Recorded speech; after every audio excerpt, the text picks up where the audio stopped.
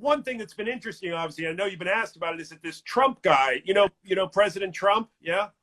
And I don't know, I'm not a political guy. I don't know if you like him or don't like him, but he was using your song earlier this year, and many people found that to be, frankly, hilarious. And can you explain to us why that would be funny in some twisted way? Well, I wrote the song Fortunate Son.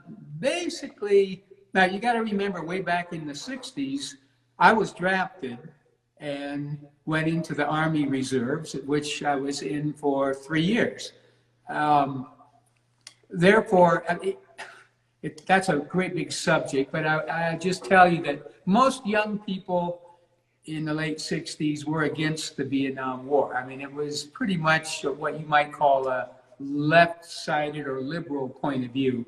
The young kids did not support the Vietnam War. And also there was a draft, which meant that many of the young men were going to be conscripted into the military, perhaps against their will. So that's sort of the background of it. So, people like me who didn't support the war thought it was kind of a stupid foreign policy, you might say. And I believe time has shown that it was. But anyway, and we were never really explained exactly why are we fighting this war. And I don't think anyone still knows, really. So that was my position, but I was drafted, and at some point you stop kicking and screaming and, you do your duty. I'm trying to make light of it, but there were millions of guys just like me who then went ahead, and because we love our country, regardless of how you feel personally, you are an American, and that's what you do. So having got past that part, and I'm in a rock and roll band, and you're starting to notice, let's say, well-heeled parents getting their kids out of that situation. I didn't know anybody like that.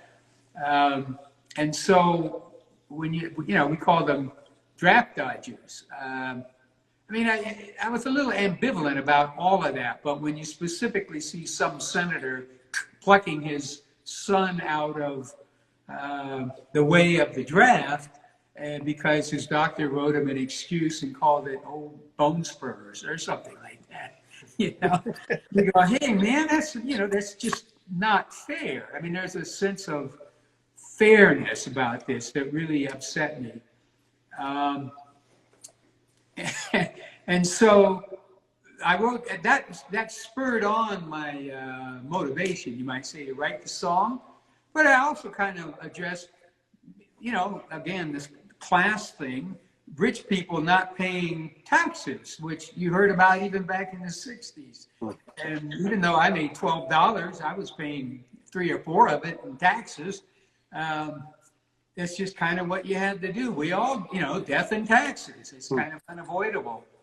So that made me angry too, and that was sort of the main thrust of my song, Fortunate Son. I called it Fortunate Son because it was somebody that seemed to have it made. Lo and behold, I did not know Donald Trump in 1968 or 9, but all these years later, when he became president, you kind of, you heard about these different things, and he seemed to be the exact person I was writing the song about, which, that sat there for a couple of years until he started having rallies. Then it became funny.